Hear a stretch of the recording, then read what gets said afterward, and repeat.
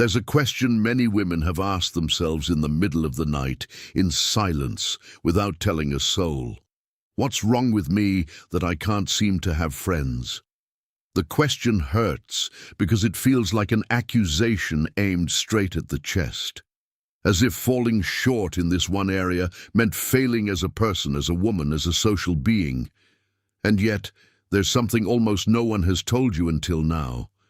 That absence may not be a flaw. It may be an old, almost forgotten signal that your body and your soul have been carrying since before you even had the words to name it. Maybe as a girl you noticed you played differently, that while the others laughed at things that meant nothing to you, you found yourself staring at the sky, thinking of something else, that the groups formed on their own, as if there were a secret code everyone else knew but you. Over time, that difference became a quiet wound that no one sees, but that you carry every day. You grew up, and the wound never closed. It transformed. You watched other women build bonds with an ease that seemed almost magical to you. Get-togethers, outings, group chats full of laughter, weekend plans. And there you were, watching from the outside, asking yourself what was so strange about you. That question, even if you never said it out loud, stayed with you for years. Maybe you tried to fit in, forced yourself to laugh at things that weren't funny to you, to fake interest in conversations that left you feeling hollow inside, and still, without understanding why, you ended up on the outside. You weren't invited to the second hangout. The group's conversations kept going without you the next day, and that sense of always being one step behind settled into your body like it was a truth about who you are. Maybe you remember a specific table, a birthday, a work lunch, a wedding, everyone laughing at something you didn't quite catch, and you smiling too, a second too late, trying not to look lost. Checking your phone just to have something to do with your hands. Counting the minutes until it ended, while on the outside you looked calm, and on the inside you kept asking yourself once again what you were missing to simply fit in like everyone else. That kind of scene repeats itself in 1,000 different forms over a lifetime, and every time it happens, it leaves behind one more layer of that same question. Today, I want to tell you something that might completely change the way you see your own story. There is a deeper truth behind this loneliness, a truth Carl Jung sensed almost a century ago, and that today, thanks to those who went further into his work, we can name with more clarity. There are women who don't fit in because their soul carries a different instinct, an instinct that pulls them away from what's false, from what's empty, from what isn't worth it. That instinct has an old name. Some called her the wild woman. Not wild in the sense of dangerous, but wild in the sense of free, connected to something larger than social norms.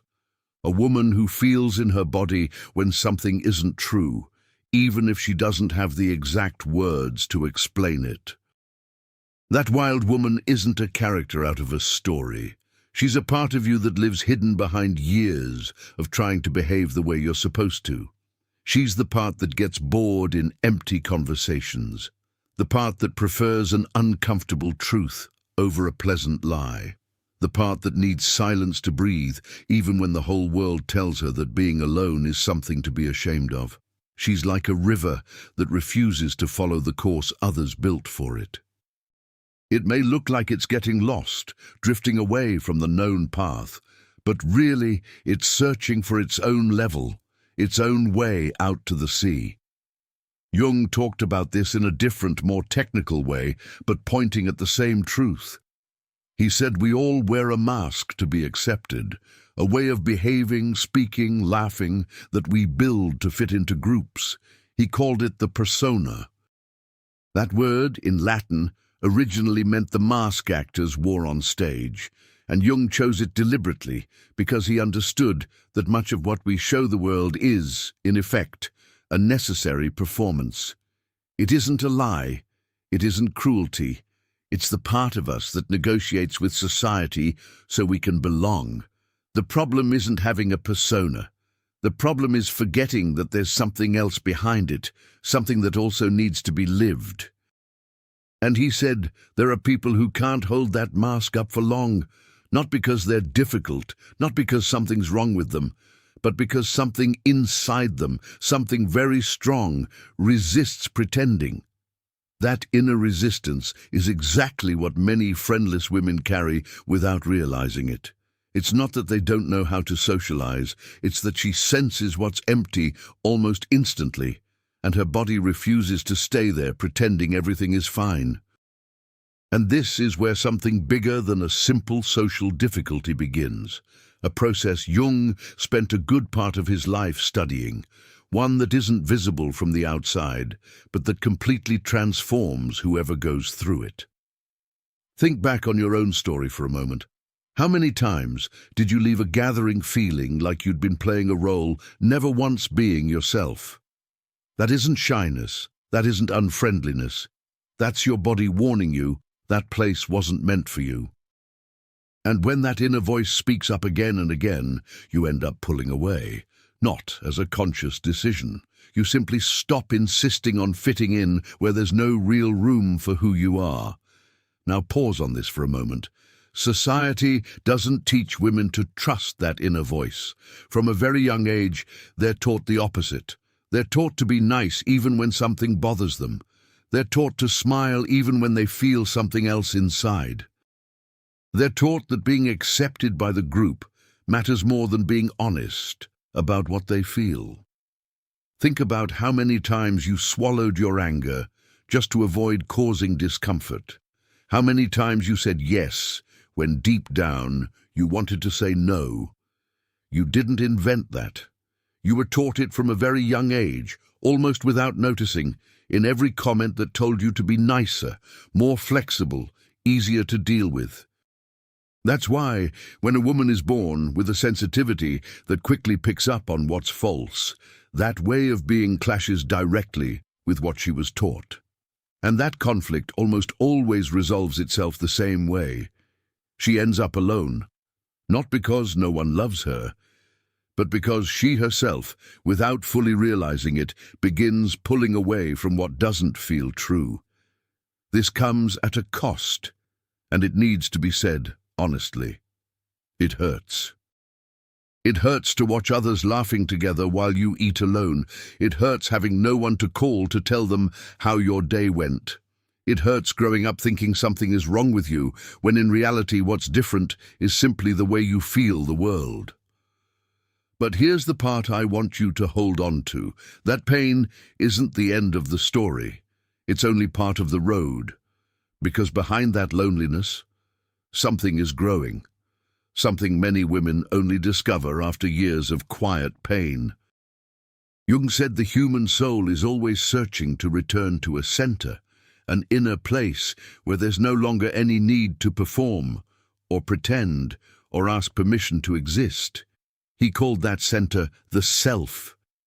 It's important to understand that for Jung, the self isn't the same as the ego. The ego is the part of you that deals with the everyday world, the one that makes practical decisions, the one that worries about what others think.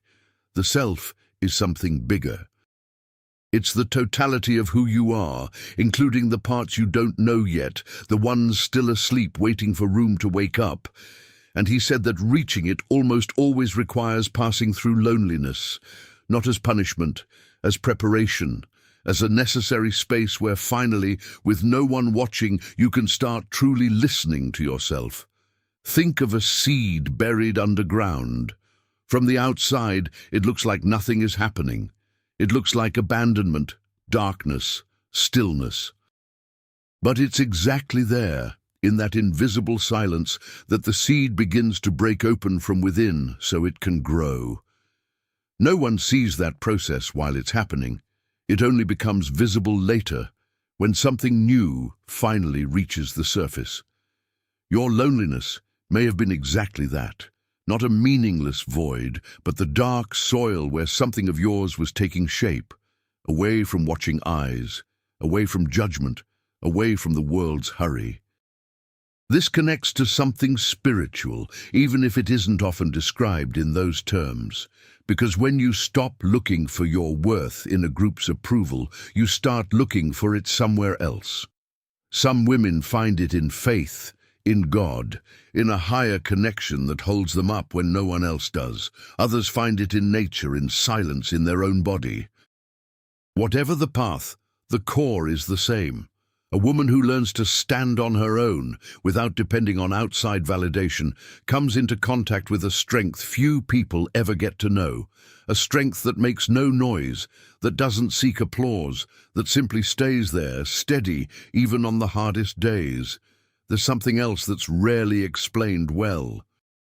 Many of the women who drift away from groups, or are pushed out of them, aren't cast aside for having something wrong with them, but because, without meaning to, they become an uncomfortable mirror for other people.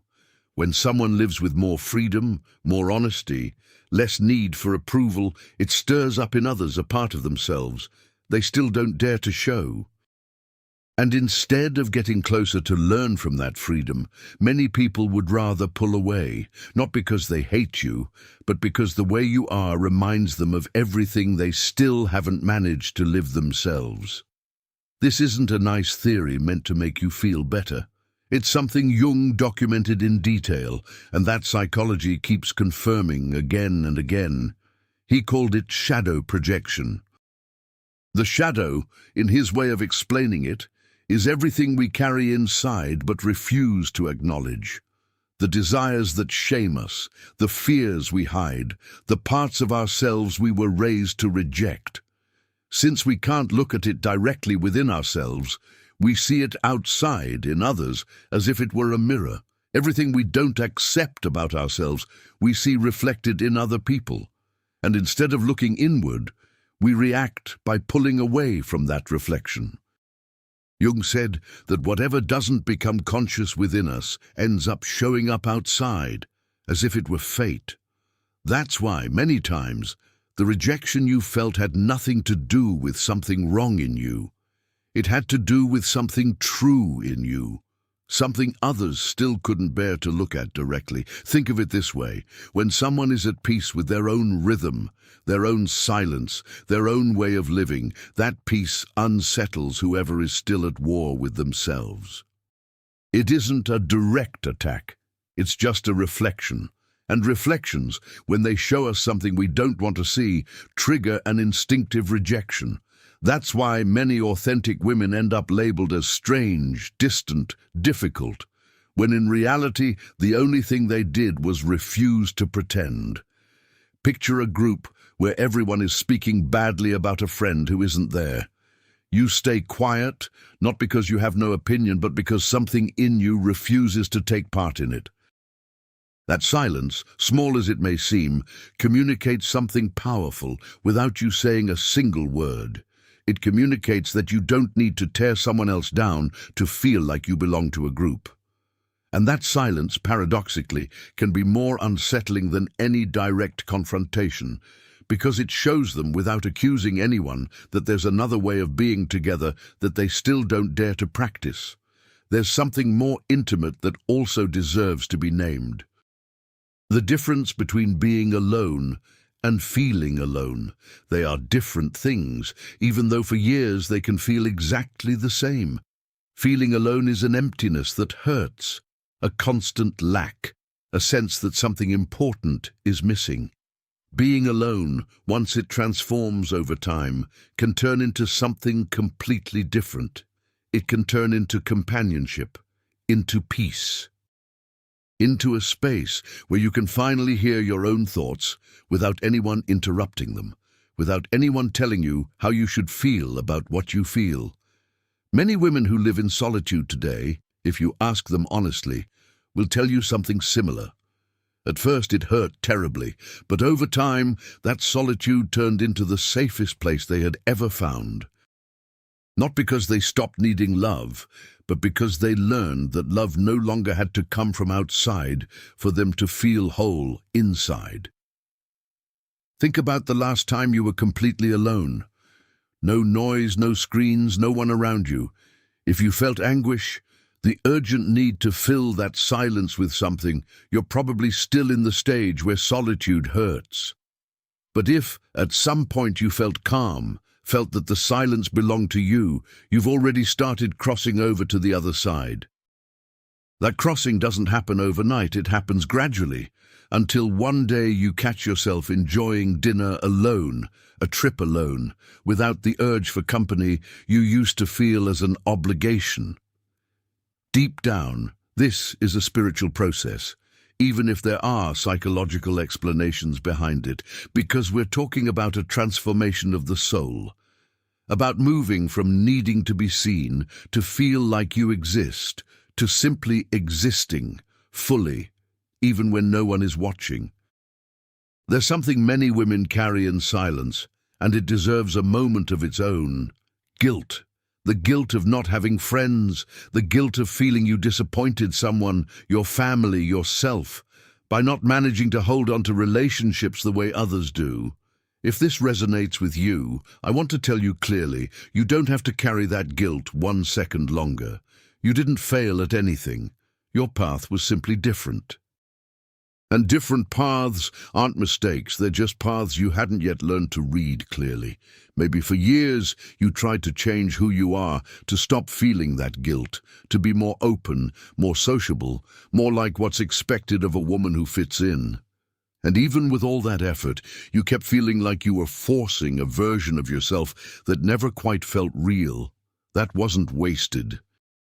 It was part of the road that brought you to this moment, where you're starting to understand that maybe you never had to change anything at all.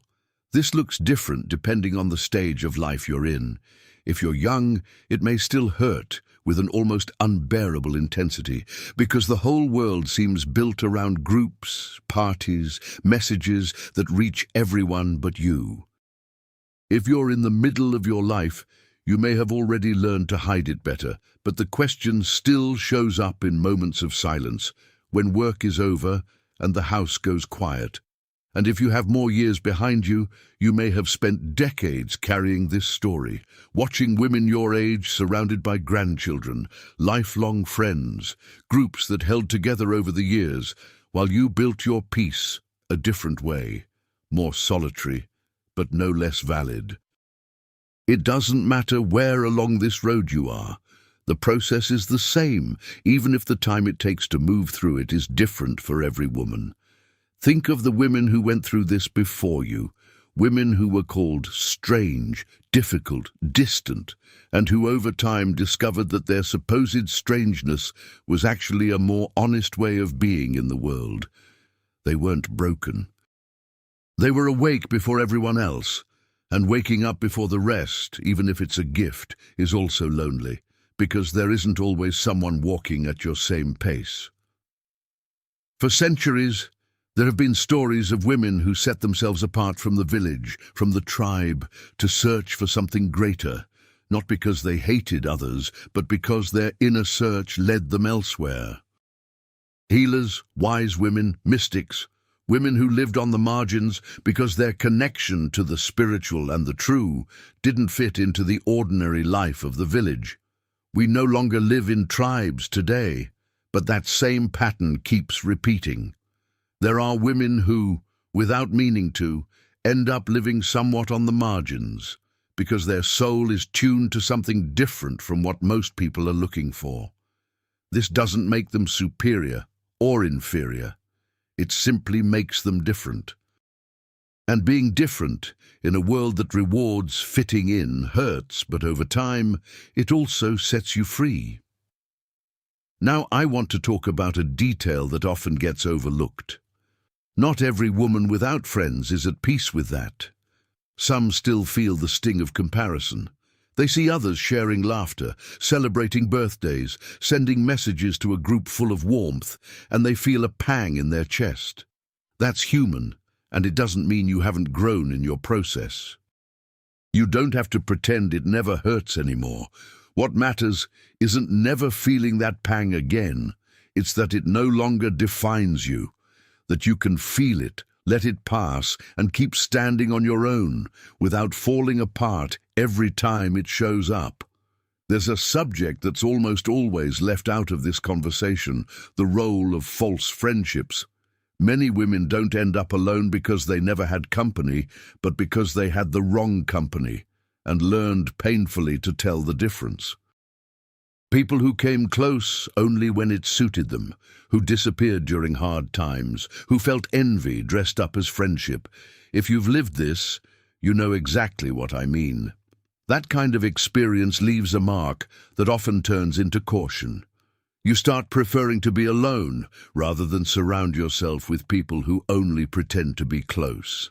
And even though this might look like shutting yourself off, it's really a way of protecting yourself. It's your soul saying, "I'd rather have silence than betrayal disguised as company."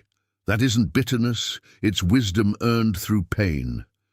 Maybe you remember someone specific, someone who called herself your friend, but only showed up when it was convenient, someone who celebrated your failures while dressing up envy as concern.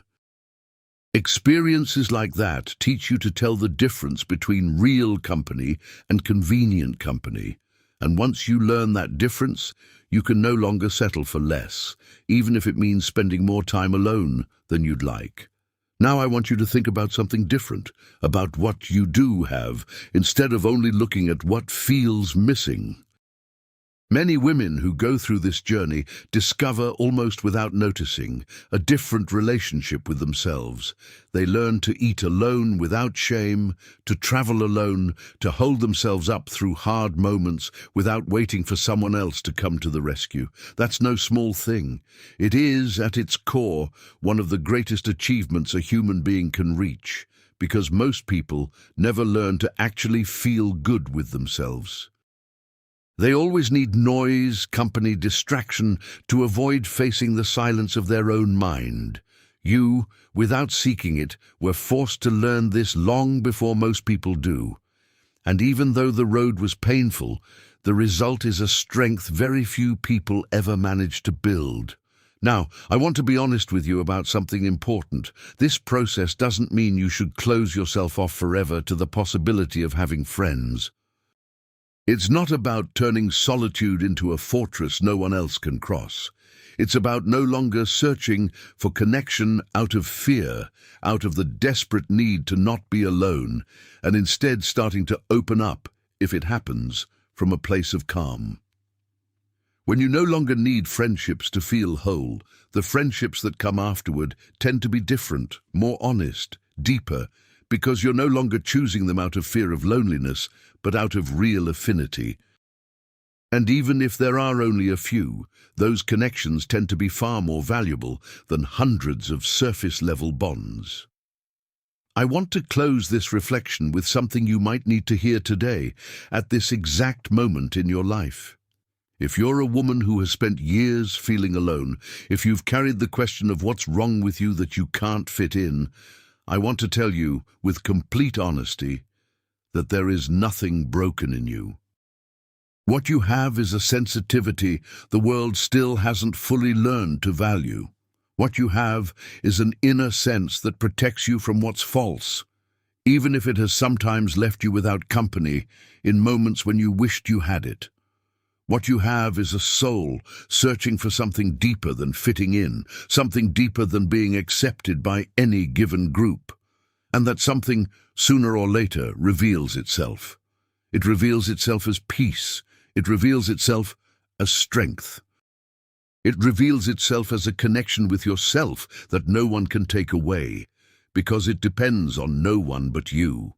First came the mask you learned to wear to belong. Then the shadow others projected onto you that had nothing to do with who you really are. And now, at the end of this road, what remains is the only thing that truly matters, that center Jung called the self, the part of you that was always whole, even in the loneliest years. Think of a tree that grew crooked, because the wind always blew from the same direction. Seen from the outside, it looks like a flaw, a deviation from what a tree is supposed to be. But that tree, with that exact shape, is the only one capable of standing tall right there, under those conditions, with that wind that would have broken any other tree. Your story has that same shape. It isn't a deviation from what you should have been. It's the exact form your soul found in order to survive, and later to flourish under the conditions you were given. Maybe today it's still hard to fully believe this. Maybe there are still nights when the silence weighs more than you'd like to admit. That's okay. You don't need to have everything figured out to keep moving forward. All you need is to stop believing there's something wrong with you for feeling what you feel, because there isn't. There's only a woman who is learning, little by little, to trust her own instinct, her own voice, her own way of being in the world. And that, even if it doesn't feel like it on hard days, is a spiritual act. It's the soul claiming its place, without asking permission. If this reflection touched you today, if some part of your story showed up while you were listening, I invite you to share it in the comments. You don't need to write much. Sometimes it's enough to say you felt seen. Many women living this believe they're completely alone in this experience, and reading that others feel the same thing can be an enormous relief. If this video accompanied you in some way, give it a like. That helps it reach other women who might be going through the same thing right now and still haven't found the words to name it. And if talking about Jung, about the soul, about depth psychology makes sense at this point in your life, subscribe and stay in this space. Here we're not looking for quick answers or easy formulas. We're looking to understand, little by little, with honesty, who we really are, beyond what the world expects of us. Thank you for being here, for allowing yourself to feel, for allowing yourself to be recognized. See you in the next video.